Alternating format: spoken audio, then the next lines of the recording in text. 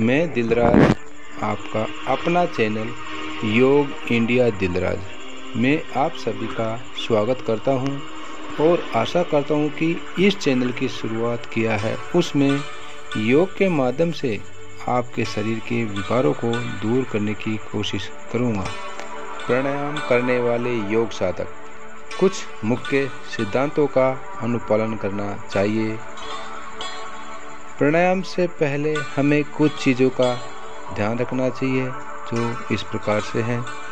प्राणायाम स्वच्छ खुले स्थान पर किया जाना चाहिए। प्राणायाम ऐसे स्थान पर करना चाहिए जहाँ की हवा स्वच्छ हो एवं कीड़े मकोड़े, धूल, धुएं और बदबू से दूर हो। प्राणायाम करने से पहले शरीर और मस्तिष्क पूर्णतः स्वच्छ होना चाहिए। प्राणायाम समतल स्थान पर किया जाना चाहिए। जमीन पर एक कालीन या मोटा कपड़ा, कंबल इस प्रकार से बिछाया जाए जिससे सहजता से अभ्यास किया जा सके। प्राणायाम प्रातःकाल में सूर्योदय से पहले या फिर सूर्यास्त के बाद किया जाना चाहिए। बसंत, पतझड़ प्राणायाम का अभ्यास करने के लिए सर्वोचित मौसम माने गए हैं। प्राणायाम का अभ्यास खाली पेट करना चाहिए। प्राणायाम करने से पहले आमाशय और मूत्राशय खाली होना चाहिए। पूर्ण भोजन से पहले 3-4 घंटों का अंतराल होना चाहिए। अगर हल्का भोजन लिया है तो इसी दौरान कम से कम 2 घंटे का अंतराल होना ही चाहिए। अल्पाहार के दौरान कम से कम आधे घंटे का अंतराल होना चाहिए।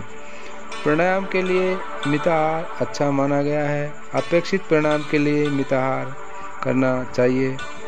तेलीय और मसालेदार भोजन, धूम्रपान, मदिरा सेवन से दूर रहना चाहिए।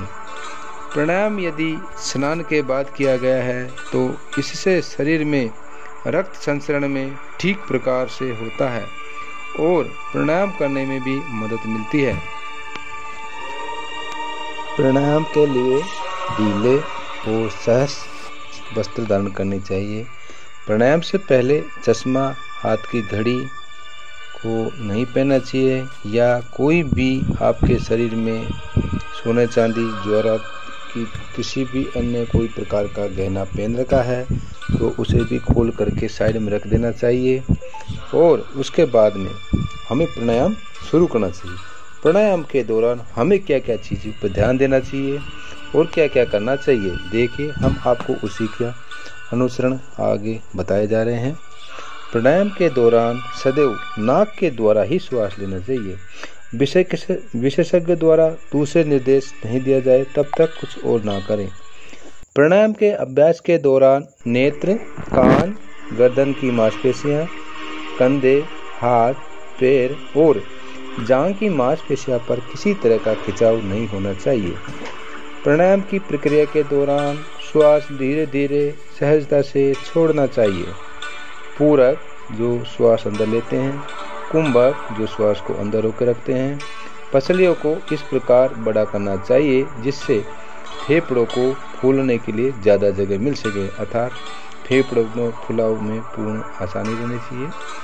पूरक क्रिया के दौरान ऑक्सीजन की मात्रा बढ़ जाती है जबकि कुंभक क्रिया के दौरान ऑक्सीजन और कार्बन डाइऑक्साइड का आदान प्रदान होता है। प्राणायाम सभी अवस्था में व्यक्ति कर सकते हैं।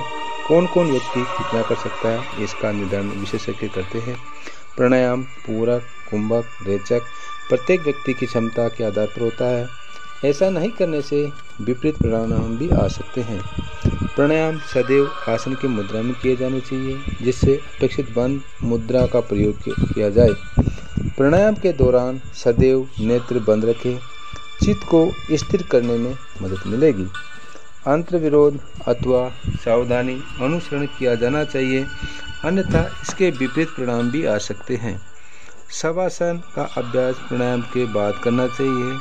इससे शरीर में शीतलता दूर होगी तथा शरीर एवं मस्तिष्क स्थिर होगा।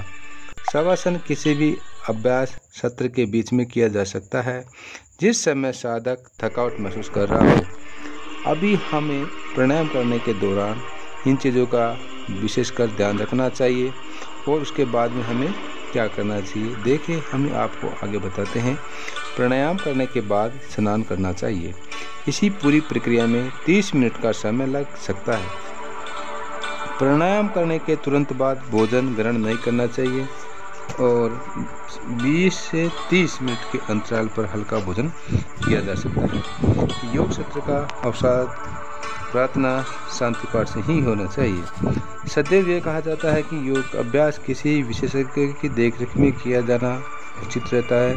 किसी भी योगाभ्यास के शुरू करने से पहले साधक अपने गुरु को अपने शरीर संबंधी विकारों का बारे में जानकारी दे देनी चाहिए। और जो साधक अपने शरीर में किसी भी प्रकार का ऑपरेशन या कोई एक्सीडेंट में कोई गंभीर चोट आने की वजह से ऑपरेशन किया गया हो तो उसको अपने गुरु को बता देना चाहिए। या अपने साथ शरीर में कोई भी असहनीय दर्द होता है तो उसी के दौरान हमें अपने योगाभ्यास को रोक देना चाहिए। जब तक हमारा कोई शरीर का पार्ट किसी तरीके से ग्रसित है तब तक हमें इन चीज़ों का बचना चाहिए। और योग प्राणायाम करने से पहले हमें सभी चीज़ का पूर्णतः ज्ञान होना चाहिए। अज्ञानता के कारण किया हुआ प्राणायाम भी हमारे शरीर के लिए नुकसानदायक हो सकता है। अतः हम आप सभी से अनुरोध करेंगे इन चीज़ों का विशेष करके ध्यान रखा जाए। साधक को जब प्राणायाम शुरू करता है तो उस समय कुछ चीज़ों की सावधानी रखनी पड़ती है। उसमें सबसे पहले सावधानी इस प्रकार है कि शुरुआत में श्वास को रोकने कुंभक से बचना चाहिए। थोड़ी सी परेशानी का अनुभव होने पर श्वास प्रश्वास को कुंभक का समय घटा दें।